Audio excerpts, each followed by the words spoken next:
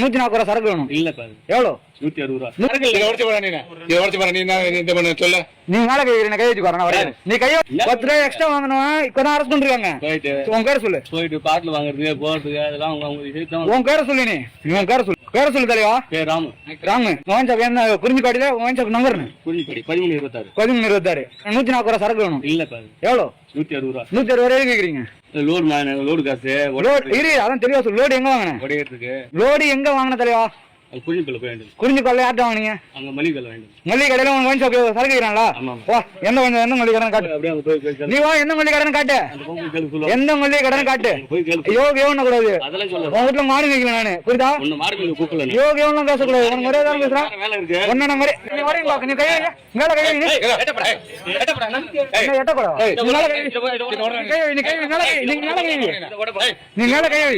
நீ மேல கை வை. நீ மேல கை வை தெரியும். ஓட பாக்க. நீ மேல கை வை தெரியும்.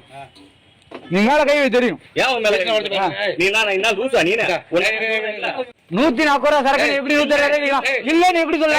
கவர்மெண்ட் ஒத்த கொடுங்க. ஏன் வைக்க மாட்டா? இல்ல எங்கள்ட்ட கவர்மெண்ட் ஒத்த கொடுத்தா சரக்கு இல்ல. உடைச்சு போற நீ உடைச்சு போற நீ இந்த பண்ண சொல்ல.